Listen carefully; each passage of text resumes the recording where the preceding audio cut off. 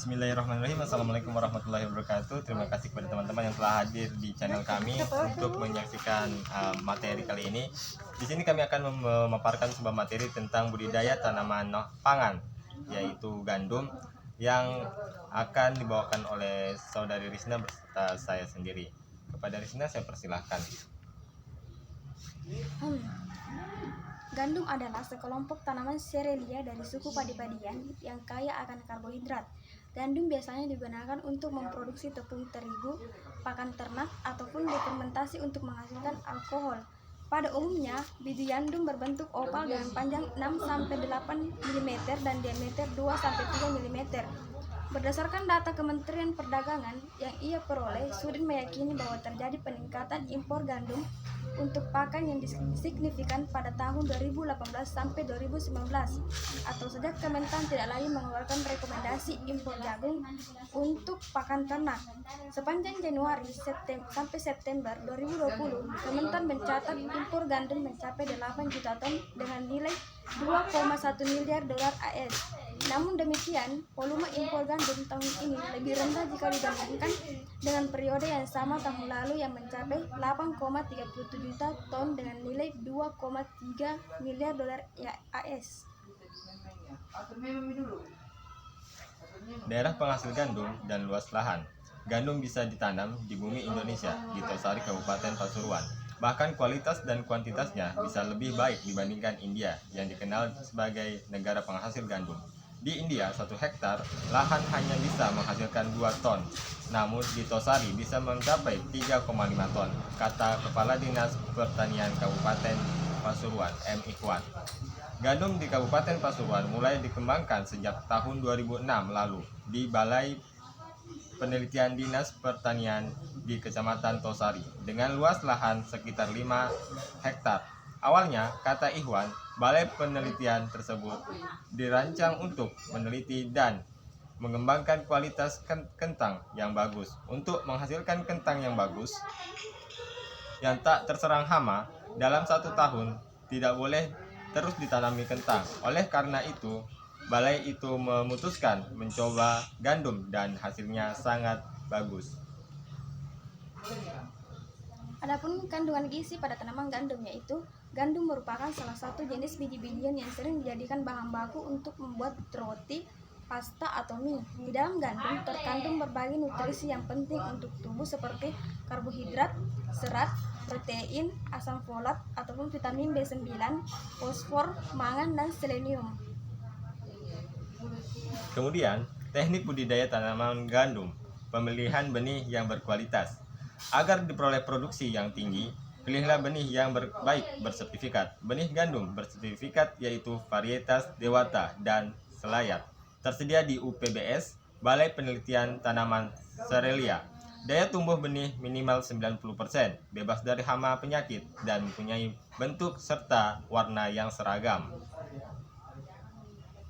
Kebutuhan benih per hektar adalah 100 kg atau sama dengan 1 kg per 100 meter persegi. Sebelum ditanam, benih diberi perlakuan terlebih dahulu untuk mencegah serangan hama dan penyakit. Fungisida yang dapat digunakan adalah kreosan. Adapun pengelolaan tanah, yaitu pengolahan tanah untuk tanaman gandum hampir sama dengan pada padi gogo atau palawija lainnya. Apabila memungkinkan, tanah diolah sempurna sampai gembur. Namun, apabila terdapat petanaman sebelumnya, maka pengolahan tanah minimum juga dapat diterapkan.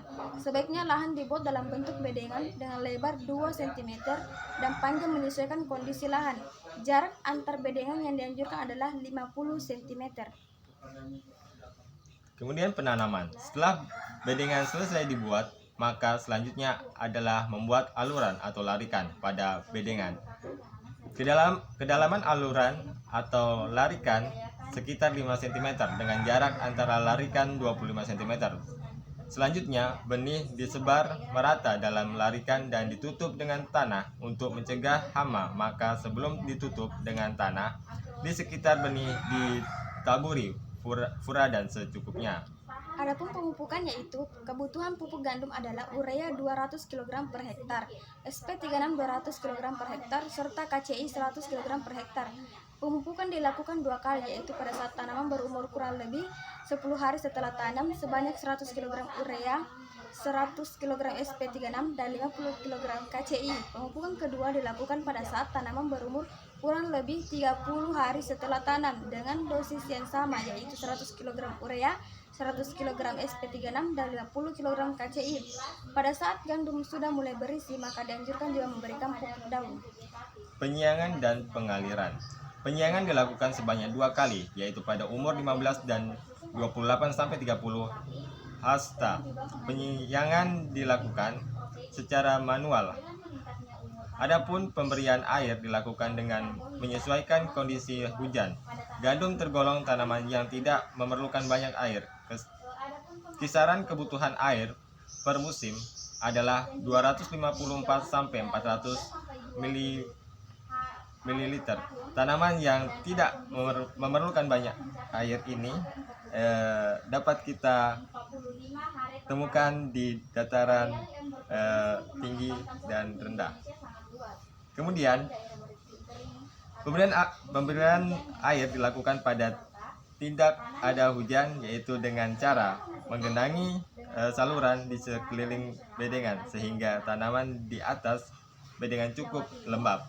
Pemberian air dilakukan setiap 2-3 minggu pada umur tanaman 45-65 hari. Kondisi tanah harus dijaga cukup lembab karena proses pengisian biji berlangsung pada fase tersebut. Adapun pengendalian hama dan penyakit, yaitu hama dan penyakit utama yang banyak menyerang tanaman gandum adalah ulat tanah, aphids, kepik hijau, dan jamur.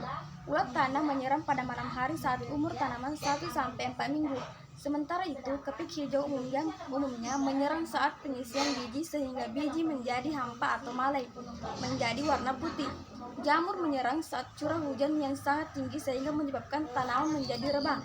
Ulat tanah dapat dikendalikan dengan pemberian insektisida furadan dengan dosis 20 kg per hektar pada lubang larikan saat tanam.